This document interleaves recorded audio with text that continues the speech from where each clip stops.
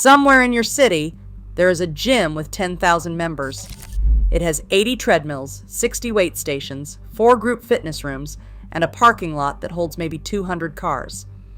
If all 10,000 members showed up on the same day, the building would need to be the size of a stadium. It is not.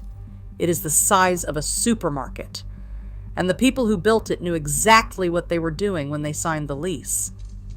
The gym industry is built on a single, rarely spoken truth. Your membership is worth the most to them the moment you stop using it. The perfect customer is not the person who comes 5 days a week. The perfect customer is the person who signs up in January, feels guilty about not going, and keeps paying every month for 2 years without ever walking through the door. That person is the foundation of the entire business model, and there are tens of millions of them. The United States has roughly 41,000 health clubs and gyms. They collectively hold around 64 million memberships. But studies consistently show that somewhere between 67 and 80% of gym members never use their membership at all, or use it so rarely, once or twice a month, that they contribute essentially nothing to operational demand. The gym does not want these people to cancel. It needs them to stay, feel vaguely guilty, and keep paying. The entire financial architecture of the industry depends on this gap between what people sign up intending to do and what they actually do. Planet Fitness, the largest gym chain in the United States by membership count, has reported locations with as many as 6,000 to 7,000 members sharing a single facility. The equipment in that facility can physically accommodate maybe 300 people at once. The math only works if most of those members never come. Planet Fitness does not just accept this, it engineered it. Their entire brand identity is built around being the gym for people who are intimidated by gyms. No heavy weights above a certain limit. No grunting. A lunk alarm, an actual siren, goes off if someone drops weights or behaves in a way that might make a casual member feel out of place. From a fitness perspective, this is controversial. From a business perspective, it is one of the most precise acts of market positioning in the history of American retail. They are not optimizing for serious athletes. Serious athletes come every day, use the equipment hard, wear things out, and complain when machines break. Planet Fitness is optimizing for the person who comes twice in January and then finds a reason not to return. That person pays and disappears. That person is not the customer. That person is the product. This model has a name in other industries. Airlines call it overbooking, selling more seats than exist on the plane, betting that enough passengers will not show up to prevent a crisis. Gyms do the same thing with square footage. They sell access to a space that cannot physically hold all its members simultaneously, and they price the membership low enough that the guilt of canceling outweighs the inconvenience of keeping it. A $10 or $25 monthly charge sits below most people's cancellation threshold.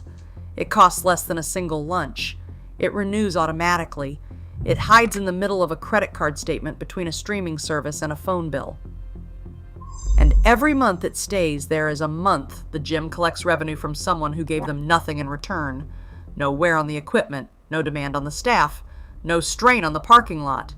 Pure margin, delivered by inertia. Now here is the part that makes this more than just clever pricing. Here is where you see that this is a designed system and not an accident. Every January, approximately 12% of all gym memberships sold in an entire year are sold in a single month. 12%. The industry knows this is coming. They staff for it. They run promotions toward it. They build their entire marketing calendar around the cultural moment of New Year's resolutions.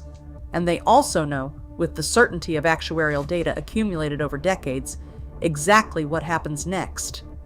Roughly 80% of those January members stop coming by February. Not cancel. Stop coming. There is a critical difference. A member who cancels costs the gym a customer. A member who stops attending but keeps paying is the gym's ideal outcome. They have the data going back years. They know that the average January sign-up who drifts away will keep paying for another 5 to 8 months before the guilt finally fades enough to trigger a cancellation. They know that the $10 price point is calibrated specifically to sit below the psychological threshold where most people bother to act. They know that if they raise the price to $15, cancellations increase. They have tested this. $10 is not generosity, it is precision. Picture 10 million people signing up in January. 8 million of them stop going by Valentine's Day. Those 8 million people paying $10 a month, generating zero operational cost, and staying on the books for an average of 6 more months, produce $480 million in revenue from people who are not using the service they are paying for in a single January cohort every year. Now think about the contract, because the contract is where the architecture becomes impossible to mistake for anything other than intentional. Most gym memberships at mid-range and budget chains require cancellation in writing, in person, or by certified mail. Some require 30 days notice on top of that. Some charge a cancellation fee. The friction is the point. Every additional step between a member's decision to quit and their actual cancellation is a month of revenue. The gym captures while the member procrastinates. Industry research has estimated that the average member who decides to cancel delays that cancellation by more than 2 months simply because of the process involved. Multiply that by tens of millions of members across thousands of locations, and the number becomes significant enough that several states have passed specific legislation limiting how hard gyms are legally allowed to make it to cancel. The fact that laws exist to govern how difficult quitting a gym can be tells you everything you need to know about how the industry was operating before anyone intervened. But legislation addresses the surface. The deeper architecture runs underneath it. Because gyms track your attendance. They scan your card every time you come in. They know to the day when you last walked through the door. And what they do with that information is the most revealing thing about what kind of business this actually is. Gyms do not use attendance data to reach out to inactive members and encourage them to return. They use it to identify members who are approaching cancellation, members whose visit frequency has dropped from occasional to 0, so the retention team can call them with a discount or a temporary freeze before they pull the trigger. The data that could be used to improve your fitness is used to preserve the billing relationship. The gym is not tracking your attendance to help you. It is tracking your attendance to keep your card on file. Consider what this means about the premium gym as well, the one with the eucalyptus steam room and the cold plunge, and the monthly fee that runs $150 or $200. The margins look different, but the logic is identical. A meaningful percentage of those members are paying for the identity of being someone who belongs to that gym. They like the name on their credit card statement. They like saying they go there. The actual going is secondary to the feeling of membership itself. When the gym sends them a beautifully designed email with photographs of the steam room and the words "Your sanctuary awaits," it is not trying to get them to come in. It is reminding them why they are paying so they do not reconsider. Wellness by proxy. The membership is the product. The gym is the feeling you get from having one. Private equity understood this before most people did.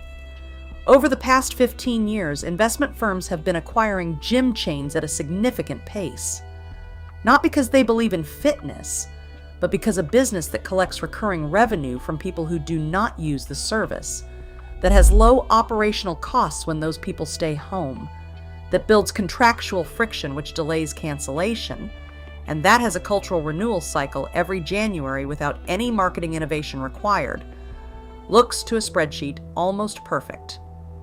It is a subscription model with a physical asset as collateral and human guilt as the retention mechanism. The next time your gym membership renews automatically and you think about canceling but don't quite get around to it, know that the system was designed for exactly that moment. The slight guilt, the mild inconvenience of the cancellation process, the $10 sitting quietly on your statement while you tell yourself you'll start going again next month. That hesitation is not a character flaw. It is a revenue line. And somewhere in a corporate office, someone built a financial model around it, tested it, optimized it, and scaled it to 64 million people. You are not the customer. You are the product, and the product works best when it stays in the bag.